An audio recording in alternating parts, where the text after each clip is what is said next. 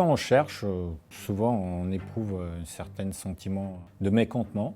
Mais une fois qu'on a trouvé, qu'on a souffert, ça relâche certaines endomorphines qui produisent un sentiment de bonheur. Donc plus on a cherché, plus on est heureux.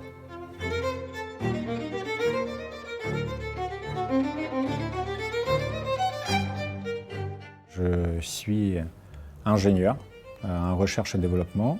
Donc je développe les modèles numériques pour prévoir certaines évolutions des grandes structures. Souvent c'est les barrages ou les centrales nucléaires.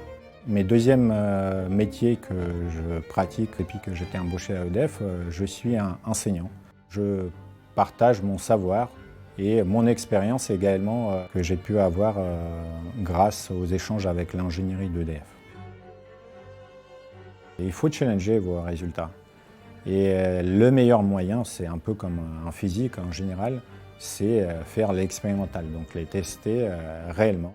Ces moyens d'essai, entre guillemets, sont assez importants à EDF. Typiquement, on a reconstruit un centre nucléaire à échelle entière pour voir qu'il n'y a pas de fissures à très haute pression. On peut voir ça 9 fois plus vite que sur les vraies centrales. Quand j'étais petit, j'étais passionné par l'espace et j'ai voulu devenir cosmonaute.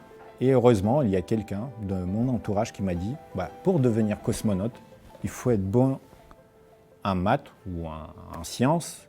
Et en Russie, à l'époque c'était encore URSS, ils avaient une sorte de sélection des gens intéressés par les sciences. On discutait des choses qui dépassaient l'ordinaire.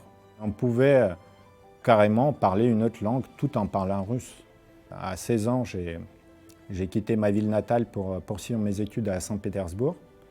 J'ai vu qu'il y avait une possibilité d'entrer à l'école polytechnique en France, donc j'ai passé le concours.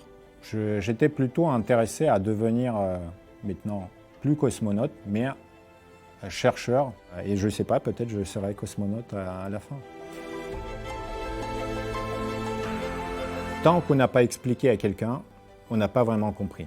Parce que la frontière est très fine entre est-ce qu'on a compris ou on a mémorisé.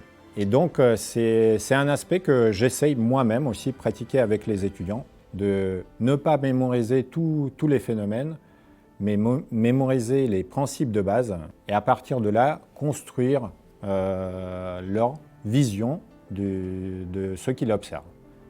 On leur donne les armes à comprendre après le monde. C'est ça l'objectif de notre métier d'enseignant. On découvre de nouvelles choses chaque jour. C'est un peu comme un cercle, on prend un cercle. Au départ, c'est un tout petit cercle, donc on regarde autour. On a un champ de vision assez réduit. Et plus on apprend, plus ça élargit et plus on trouve que le monde est gros. Je pense que c'est dans beaucoup de domaines. Dans mon cas, c'est en mécanique. Je découvre des choses en permanence. Et c'est motivant. Ça veut dire qu'on apprend tous les jours.